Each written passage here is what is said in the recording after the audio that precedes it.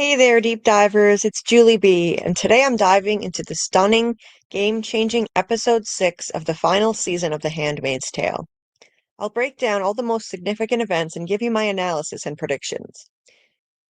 The episode is simply but aptly titled Surprise. It applies to all of the storylines. Lawrence's eyes being opened to the necessity of revolution and joining the cause, Serena giving June safe harbor for the night, and Janine's explosive confrontation with Aunt Lydia. But first, most importantly, let's cut right to the chase here. The episode closes with Nick Blaine's stunning betrayal of June, giving up all the information on Mayday's plans to Commander Wharton. Did this surprise me? To be honest, not really. It actually validated my argument about the nature of Nick's character. In my deep dive on episodes 1 through 3 of this season, I argued that Nick Blaine is a coward, unworthy of June's undying love. I said he only sticks his neck out for her. He has only helped her or others when she asks him to do so, for selfish reasons, because he loves her. But he's too much of a coward to stand up for all the other abused and enslaved women of Gilead, as he's risen through the ranks and become a commander. Nick hates Gilead and regrets being part of the rebel military that enabled its creation, but he hasn't been brave enough to do anything about it, or at least get out of there up until now. He had the chance to try to leave Gilead and run away with June more than once, but he chose the coward's path and stayed.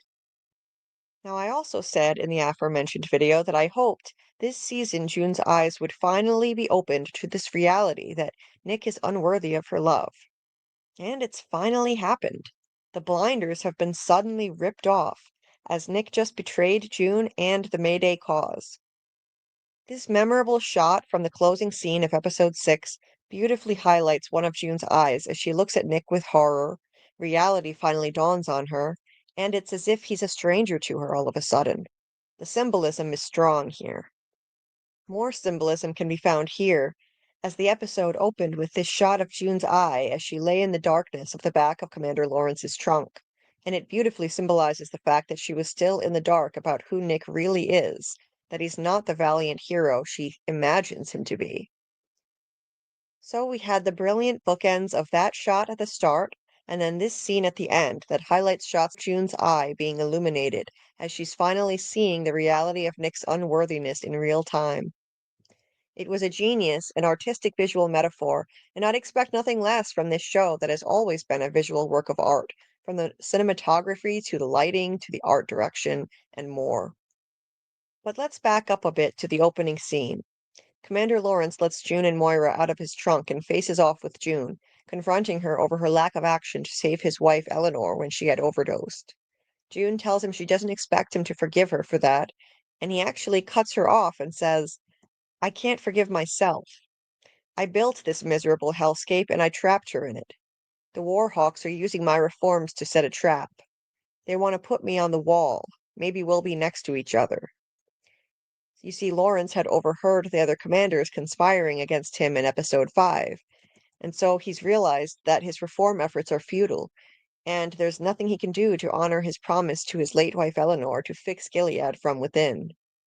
Lawrence had been the architect of Gilead, as he had planned out the entire system in a book.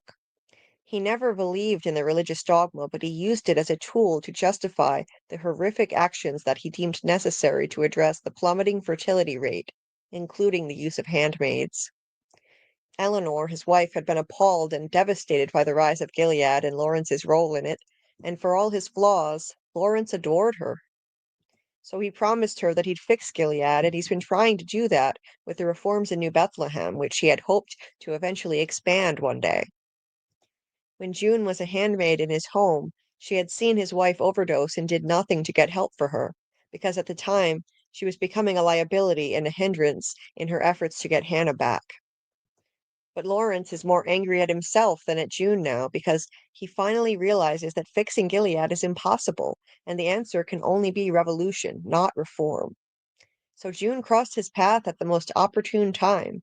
He actually has an incentive to help her with Mayday's plan, both to save his own neck from execution and also to honor his promise to Eleanor another way. June tells him about the plan to bomb Jezebel's and take out all the most important commanders at once, and he gets right on board. He takes June and Moira to his basement to hide them and discuss it further. There, he tells June she has to be sure that they take all the commanders out. If they miss anyone, someone else will just pop up and take over. But they need the map and the letters that a guardian had taken from them and locked in a safe at Jezebel's, and Lawrence has no way to help with that as the place is on lockdown, and he has no connection to the eyes. So, predictably, June calls Nick, and since he's connected to the eyes, he's able to get in and retrieve them. He does so without hesitation, once again coming to June's rescue.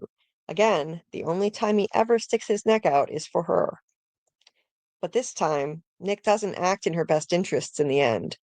He's been racked with guilt over killing a defenseless young guardian in his hospital bed to cover his tracks after shooting him in no man's land so he could help June, Luke, and Moira escape. So what does he do now? He makes a blatantly selfish and dangerous move, asking June to wait and meet with him instead of returning across the border where Lawrence is taking Moira. When June meets with Nick, she tells him they need to leave right away, but he grabs her hand, saying that his wife and father-in-law are on their way to D.C. and asking her to stay with him for the night. He says he can get her across at dawn and it'll be safer then. Now, what sense does that make? It's always been safer to do this sort of thing under cover of night in Gilead. Nick knows perfectly well that it isn't safer. He just selfishly wants her company to assuage his guilty conscience over killing that guardian in the hospital. June asks what's wrong, and Nick hugs her, saying, "Sometimes I think you're the only good thing in my life." See, he's so self-centered and has a victim mentality. Listen to that wording. The only good thing in my life. This is unbelievably selfish of him to ask her to take this risk by staying the night, and June should have said no. But she agrees, of course. Then we see a flashback to their first night consensually sleeping together, an encounter that June initiated, followed by some romantic pillow talk in bed. In the flashback, the two of them fantasize about traveling to Paris together, doing normal things like going to a museum and going on a date. They pretend they're on a first date and ask each other first date questions. June asks him where he went to college, and he says he didn't go, that his mom wanted him to, but she left when he was 11, and he didn't have much of a life before Gilead. He says, "I wasn't anyone. You wouldn't have noticed me." So this gives us insight into how Nick wound up getting pulled into the coup that overturned the US. He lost his mom young, and he felt like a nobody with no purpose, no direction. The rebel movement that became Gilead filled that void in his life and made him feel like he was finally somebody, that he actually mattered. He didn't realize what he was getting himself into, and we don't know how much he knew about the plans for Gilead's abuse of women. No matter what he knew at the time, though, it's still no excuse for his involvement in that group, and especially his continuing complicity in Gilead's abuses now. Nick keeps insisting to June that he would have been nothing to her if he'd met her before Gilead, and she says to him, tellingly, "No, you'd be you. You'd be good and kind and brave, and very, very handsome. I definitely would have noticed that." Thus, it's pretty clear that June has been blinded by her love for Nick. Because as he later demonstrates in this episode, except for a few times when he's taken some risks only for her, he's not brave at all. He's a coward. This flashback seems to have been placed here to really illustrate this point. Because as we return to the present, we see Nick being quite the opposite of brave. He and June arrive at his home and find that Commander Wharton is actually there, not on the way to DC as planned. So Nick tells June to stay in the car, and if he's not back in 5 minutes, to go to Serena's house nearby, assuring her that she'll keep her safe. Look what a huge risk to which he's already subjecting June. Serena is a wild card at best. He couldn't have been sure of what she would do. He should have told June to go back with Lawrence and Moira to begin with, and then she wouldn't be in this predicament now. Having gotten word that Nick was spotted at Jezebel's, his father-in-law Wharton interrogates him, asking him if he cheated on his daughter, Rose. Nick assures him that he didn't, but he won't tell him what he was doing there, saying it's confidential, a delicate investigation. Suspicious of Nick in more ways than one, Wharton brings up the odd coincidence that the Guardian from No Man's Land died after Nick's last visit to him, the only witness to the shooting of the other Guardian that Nick was supposedly investigating, the shooting that we know Nick himself committed. He insists he hasn't gotten himself into any trouble, but Wharton suddenly screams at him to ask again, then what was he doing at Jezebel's that night? Which is startling, coming from a man who is usually so cool and collected. All this time, Wharton has seemed gentle and soft-spoken, but it seems that he's much more formidable and terrifying than his outward demeanor would suggest. Then what makes him even more sinister is how he just slips right back into that calm tone and says, "These lies, they're going to land you on the wall, and your son will be left without a father. Is that what you want?" He continues, "I want to help you. I can't help you unless you're completely honest with me. Do you understand?" And it's really not what he's saying here that terrifies Nick. It's what he's not saying. It's his sinister tone of voice. Apparently terrified, Nick replies that he understands, and the scene cuts there. Nick looks afraid for his very life, as we've seen that it's easy for Gilead to have commanders executed without due process of law. Meanwhile, when Nick doesn't come out, June flees to Serena's house as instructed. She lies to Serena that she came there to ask Nick to come live in Alaska with her and their child. June says Nick had said no, and she came here because she didn't know where else to go and needs someone she can trust. Serena is stunned, saying, "And you trust me?" She's so hungry for June's forgiveness because I think somewhere deep down inside, underneath her religious convictions, megalomania, and delusions of grandeur, she knows that everything she did to June as a handmaid was wrong. June says she must trust Serena because this is where she's landed, but honestly, she had no other choice, and she trusts Nick, who had vouched for Serena and said she'd help.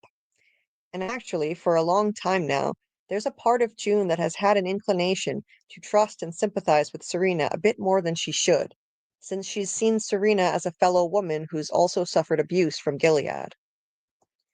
For instance, when Serena lets her inside, June brings up how she pushed Serena and her baby off the train in episode 1, as if she feels guilty for it, and Serena acknowledges, "No, you saved us. You protected us from that mob." Which is correct, June was saving them. Then they proceed to unpack their whole twisted history together. Serena tells June that she's being selfish to ask Nick to leave his wife and unborn child for her, to which June responds, "You know our whole relationship started because of you, right? Because it's what you wanted. You remember that?" This is referring to when Serena asked Nick to have sex with June and get her pregnant, because Fred was seemingly impotent and unable to impregnate June himself. It was extremely messed up that Nick agreed to that, actually. But later, June had consensual sex with him and took her power back, and they had already been developing feelings for each other for a while, so the non-consensual sex was just inexplicably forgotten. Recall that later, June told the Canadian authorities that Serena had aided in June's essay by Fred and coerced her to have sex with Nick, too, which led to Serena being imprisoned for a while awaiting trial. So now Serena tells June, "Yeah, you certainly made me pay for that in prison. You made me pay for your little affair." What a ridiculous statement. Serena participated in June's SA monthly and deserved to be punished much more than she actually was. She never did any real prison time. She was detained for a short time in a large suite that looked like a fancy hotel room and then released soon after. So June rightly retorts, "I don't think we should start to compare suffering.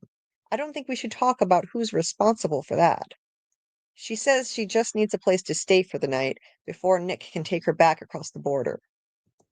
Serena notes there are serious consequences for harboring a known fugitive, but June points out that no one else knows she's there, and Serena owes her. So Serena agrees to let her stay the night and tells her with tone-deaf glee that she's going to marry High Commander Wharton. Then June sarcastically calls her Mrs. Wharton already. Knowing what June's getting at, because deep down she knows this is problematic, Serena says, "He's not like Fred." June responds, "Was Fred like Fred in the beginning?" Which is an excellent point. Fred wasn't an oppressive husband until he was, and the U.S. wasn't Gilead until it was. I'm sure Wharton will be no different from any of the other Gilead commanders once he marries Serena, in terms of the way that he treats her as a wife. Serena insists that Wharton respects her, noting that he built her a library and they plan to reform Gilead together. But June is unconvinced, saying, I'm just surprised. I just really thought you wanted to change. Serena insists that she has changed, but just like I've been saying in my videos, fundamentally she really hasn't changed much because she's never shown true remorse for her actions, and she's basking in her newfound power now. In a moment that made me want to cheer in solidarity and relief, June calls Serena out on this and tells her, You're still subjugating yourself to a powerful man. You're still going to work for Gilead. Serena counters that New Bethlehem isn't Gilead, and June says exactly what I've been pointing out once again. She says just because women can read here doesn't mean that they're free. It is just another version of Gilead that is better for you. And yes, it really is just another version of Gilead that's better for Serena. Giving women the right to read and write here is a far cry from true freedom and equality between the sexes, but it's enough for Serena. And she's been offered rights and privileges that no other woman in the country has. Sure, other women in New Bethlehem are allowed to read and write, but they certainly aren't able to access the kind of influence and freedom that Serena enjoys. Serena rationalizes to June that change takes time, but June continues her sarcastic comebacks until Serena finally lashes out at her, saying, And who are you to judge? Here to cheat on your husband and break up a marriage? I know I was awful once. Finally, unlike when they were on the train in the season premiere, June directly calls her out on her failure to take responsibility for the gravity of her mistakes, responding, Once? You were awful once? Serena just tells her, I have done nothing but try and try again to make amends with you, and you just will not let me. And to that I say, make amends? How can she possibly make amends when she's never faced true justice for her crimes? And this isn't even about making amends for June's sake. Serena is just a narcissist who wants to assuage her guilty conscience. June points out that she saved Serena's life and helped her give birth to her son, though, which shows that June is the bigger person. She could have just let them die. Then they explode at each other with Serena exclaiming, And yet you will not forgive me. See, she's desperate for June's forgiveness just to make herself feel better. And June responds, I can't forgive you.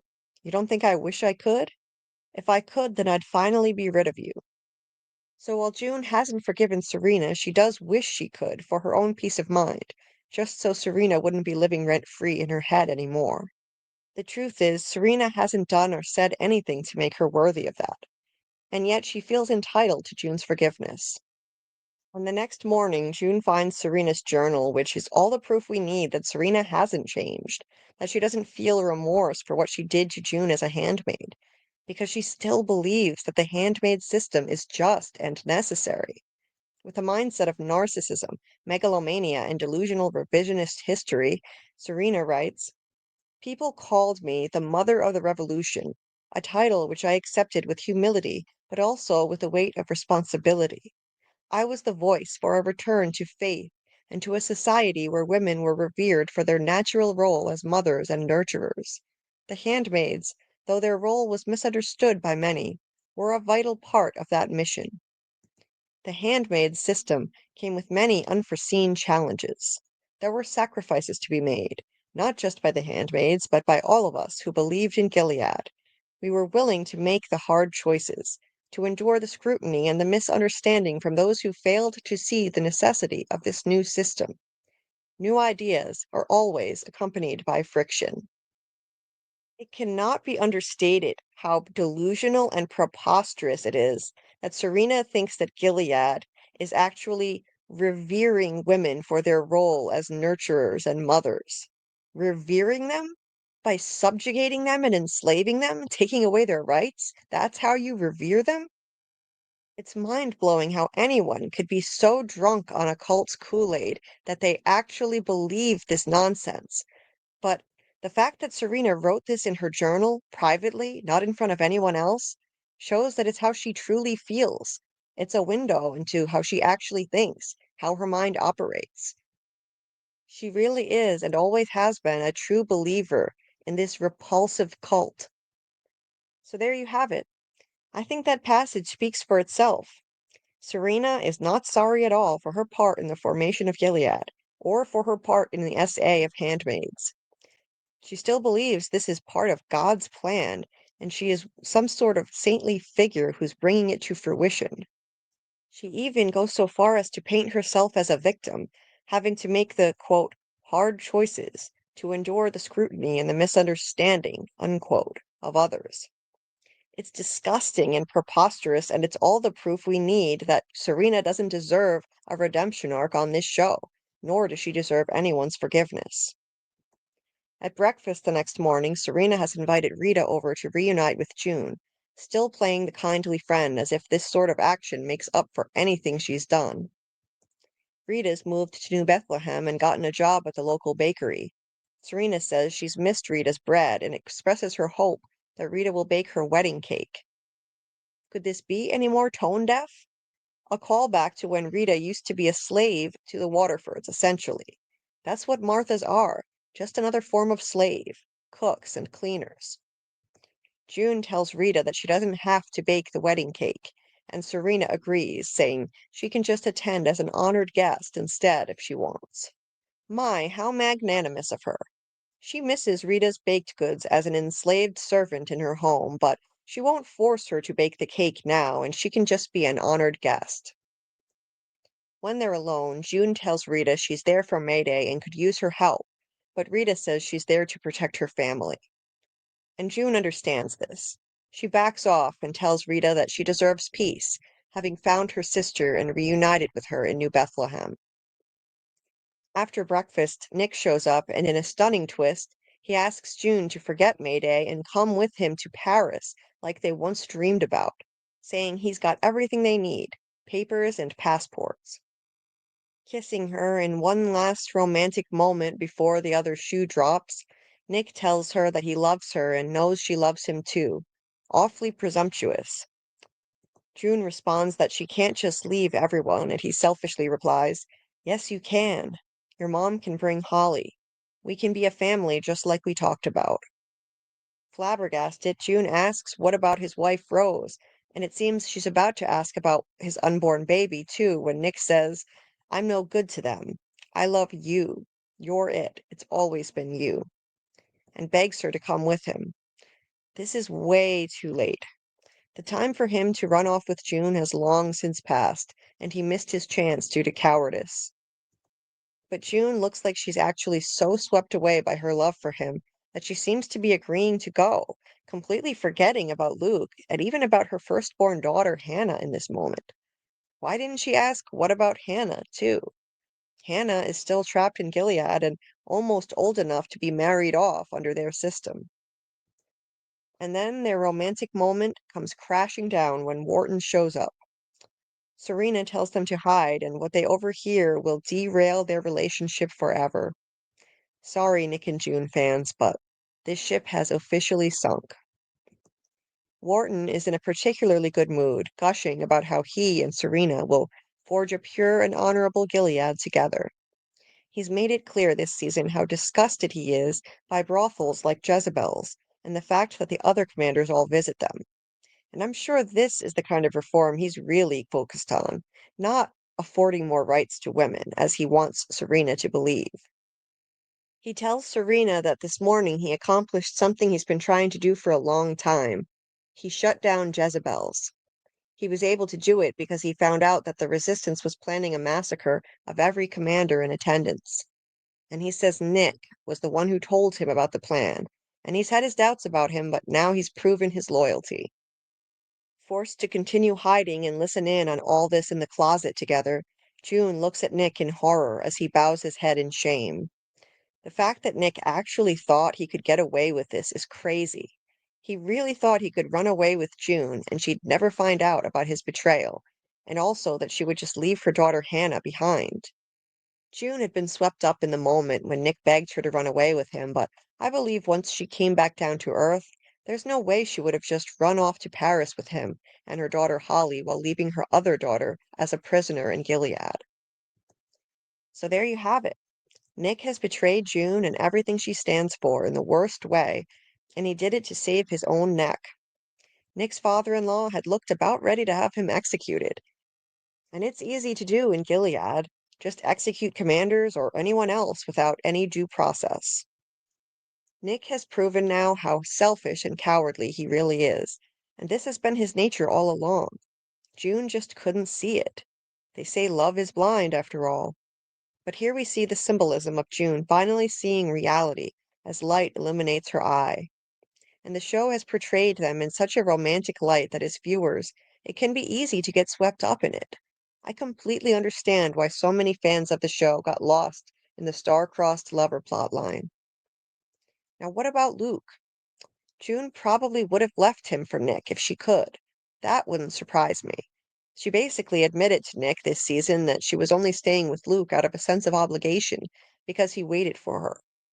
June and Luke's relationship was broken when they lost Hannah and got separated, and they actually acknowledged this reality for the first time as they talked in episode 4. While June was trapped in Gilead, she technically betrayed Luke by sleeping with Nick, but at the time it was justifiable because she had no hope of ever being reunited with Luke. She was being SA'd monthly by Fred Waterford, and this was a way for June to take back her bodily autonomy and her power, at least for a little while. In her sex scene with Nick, she took the lead entirely, and he was the more passive one. Under these circumstances, June should be forgiven for her betrayal of Luke. The more important betrayal here was that by engaging in this relationship with Nick, June betrayed her own principles. Because even after she found out that Nick was an eye and had fought in the rebel movement that took over the US, and even after Nick became promoted to commander, making him complicit in this vile place, June has still continued her relationship with him. She still slept with him again and kissed him again on various occasions when they managed to meet up. In my deep dive on episodes 1 through 3, I expressed my issues with Nick's character and my frustration with the romanticizing of Nick and June's relationship that this show has done. You see, I can forgive June for being imperfect like everyone else and falling in love with someone who's unworthy of her affection. What I didn't understand is why the show itself has romanticized their relationship. But it finally makes sense to me now, so stick around and I'll explain. Make no mistake, June Osborne is a formidable woman with indomitable strength, courage, persistence, and passion for the cause against Gilead. Yet she has also strayed from her own convictions because, from early on in the series, she has essentially fallen in love with a fascist. As June's mother herself had said in episode 2, to paraphrase her here, yes, Nick Blaine is a fascist. But I don't see him as an evil man. Not at all. To be sure, most of the characters in this show are morally ambiguous and have done terrible things. But the fact of the matter is that Nick is complicit in the authoritarian regime of Gilead. He was part of the violent coup that took over the US, and then he became an eye, aka a spy for Gilead. Even after June found out the truth about all this, despite her initial horror, she hasn't been able to shake her feelings for him. Nick had gotten swept up in the extremist movement to overthrow the US as a naive young man who had lost his mother young and he had lacked purpose in life. He later came to deeply regret this. He hates Gilead and the damage it's done, but it's as if he joined the mafia and became trapped. But is he really trapped, though, compared to the women there? As a man who's been promoted to commander, he certainly has far more freedom than June ever had in Gilead, and yet she managed to perform many incredible, courageous feats, like when she freed dozens of kidnapped children, sending them to reunite with their families in Canada. She's performed many other acts of heroism and rebellion as well, for which she paid dearly, being tortured many times as punishment before eventually escaping to Canada. Yet here Nick is, still in Gilead, rising through its ranks and helping no one but this one woman he loves, acting like he has no other choice and can't fight Gilead, while June has freed herself and is still fighting Gilead. Plus, Nick has never been worthy of her love. But no one is immune from hypocrisy. There is no perfect heroine, at least not in a well-written story. June is deeply flawed, just like everyone else. Thus, she's fallen in love with a man who is a fascist. There's no glossing over that. I understand that June can't help who she loves. It's out of her control, even though it goes against everything she stands for. The fact that she came to share a child together with Nick has also bonded them even closer. Furthermore, we should have empathy for the fact that June has been living in constant survival mode, and in that situation, it's completely understandable that people tend to abandon their ethics and principles. They cling to any modicum of joy they can find, which is exactly what June did when she fell for Nick as a handmaid and started sleeping with him. And time and again, he protected her. And even after June escaped Gilead, she clearly has PTSD. Her daughter Hannah is still trapped, and she's likely still living in survival mode mentally as a result. So I understand why she's been blind to Nick's unworthiness. What I didn't understand until now is the reason why the show romanticized their relationship through the writing, directing, cinematography, music, and art direction. June and Nick have had multiple illicit rendezvous over the past 5.5 seasons, and the show has portrayed it like a star-crossed Hollywood romance, complete with slow-motion camera work, music swelling, gorgeous lighting, 360-degree panning around them as they kiss, and anything else the show can do to tug at fans' heartstrings. So overall, I've never understood this portrayal of their relationship in this romantic light. Frankly, I've thought it undermines the show's feminist message that women are so much more than the objects of men's affections or vessels to carry children. This series isn't supposed to be a Shakespearean star-crossed romance. That's not what we should be focusing on in a dystopian drama about the abuse and enslavement of millions of women. Now the show is finally bringing June crashing down to earth and ending this love affair once and for all. The showrunners have said that it's time that we, and June, look at Nick for who he really is, who he's been all along. So was this their long game all this time? To string along fans of the show into getting swept up into this illicit, ill-advised romance right along with June? I think that really was the point. This couple was never going to be the end game. Remember, this is the handmaid's tale, told from June's point of view, specifically June. So, if we remember that the story is being skewed by her perspective, through the lens of her trauma and her resulting myopic view of Nick as her hero, all of this finally starts to make sense. The show romanticized this couple with the writing, the art direction, the cinematography, etc., deliberately to eventually teach viewers a hard lesson right along with June in real time, feeling shattered by heartbreak right along with her. At least the viewers who were swept up in this romance, probably the majority of the fans. This is a risky move that will surely alienate fans of the show a great deal, but I think it's a pretty brilliant chess move to teach us that perspective is everything. And we've been looking at this story through June's perspective the whole time, which has been skewed by trauma and abuse. Of course, I have to address a few more significant scenes from episode 6. At Jezebel's, Aunt Lydia visits Janine to bring her some cookies. Comfort food, as she says, tone deaf as always, as if some cookies could possibly comfort her as she's being SA'd every single night and beaten. Lydia is hopeful that Janine won't be there much longer because she submitted a proposal asking that retired handmaids become attendants at a new fertility center in New Bethlehem, where, and this is an exact quote, they will be received with respect as free women, as if that could ever happen. Janine scoffs at the idea in disbelief, while Lydia responds, "Have you any idea of the risks I take to help you?" As if Janine should be grateful to her. As if anything Lydia does for her can ever make up for the abuse to which she's subjected her over the years, including, way back in the beginning, having one of Janine's eyes removed, just for talking back to her when she was in training to become a handmaid. Janine says she doesn't need Lydia's help, and Lydia tells her she's being foolish and she'll rot here. But Janine says she won't. Lydia wants to know what her plan is then, and Janine snaps, "This effed up country is going to crumble. That is my plan." Of course, thinking of the Mayday plot that's underway to kill the commanders, or so she thinks, having no idea that the plan is kaput now. Lydia says she's trying to give Janine a way out, and Janine responds, "There is no way out. Those commanders, they want me here, on my knees." Jesus Christ, Lydia, how can you be so effing blind? Of course, considering that this is a blasphemous statement, taking the name of the Lord in vain, Lydia has a knee-jerk reaction and slaps Janine right in the face. It looks like a bona fide reflex, deeply ingrained in her after years of being an aunt who was trained to be violent to handmaids. She immediately regrets it and begs for Janine's forgiveness, quote, "for all of it," unquote. In other words, apologizing in a vague way for all of the horrific abuse to which she subjected her, as if any amount of apologizing could ever make up for that.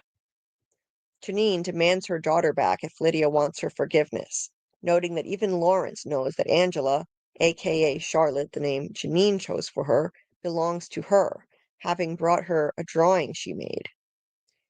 Janine demands that Lydia admit that Charlotte is hers, saying she knows that deep inside Lydia she knows it's true, too. And I think Janine is correct there. Lydia says that what she's asking for is impossible, though, giving her back her daughter. And Janine starts screaming at her that Lydia stole her daughter, ordering her to get out and shoving her out the door.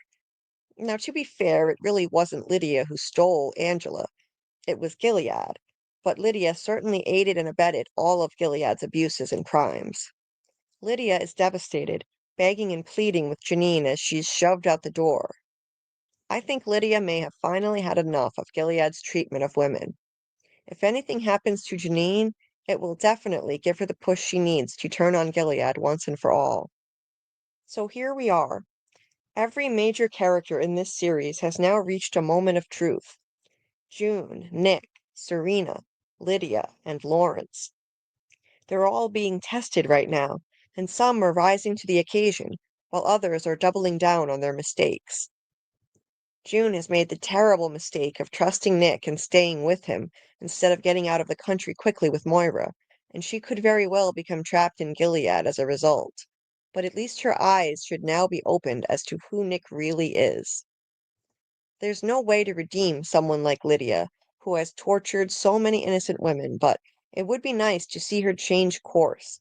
She seems to be a true believer in the cult of Gilead, but her attachment to Janine and the kind of abuse that Janine is suffering may finally be enough to wake Lydia up. As for Serena, she still thinks handmaids are justified, and she's God's chosen one, relishing her new position of influence.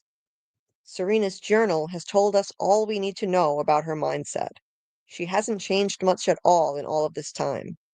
While I don't think there's any hope of Serena's eyes being opened at this point, Lydia is on her way to a turning point. And Lawrence is already there, having learned that his fellow commanders plan to use his reforms as a trap and then execute him. In this brief scene with Angela, he's teaching her how to play chess and explains the value of the horse chess piece. He says the other fancier pieces draw all the attention, but a skilled player like her can take advantage of that weakness. Of course, he's thinking of himself here, how he's going to outsmart the other commanders as he's now on board with Mayday and the Resistance. His wife Naomi objects to him teaching Angela to play chess, saying he's putting ideas in her head which will reflect poorly on them. God forbid anyone put knowledge into a female's head here in Gilead. Lawrence tells her she doesn't have to worry about that anymore, that it won't matter. She asks what that means, and he just says, "You'll see." But will she?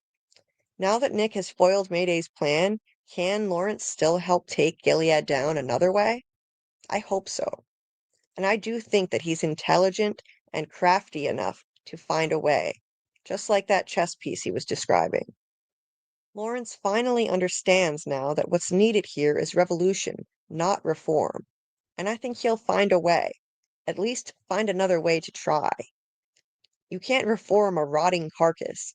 Gilead has been rotten to the core from day one, and the only solution is to do away with it entirely. Now, I want to know what you think. How do you feel about the character of Nick Blaine now and his betrayal of June? Is there any hope for the resistance at this point? Could Commander Lawrence still make an impact now that he's turning on Gilead? And will Lydia finally join the fight against Gilead in the end? Let me know your thoughts down in the comments. And if you enjoyed this video, please leave a like and subscribe. And until next time, keep on deep diving and let's see what we can uncover together.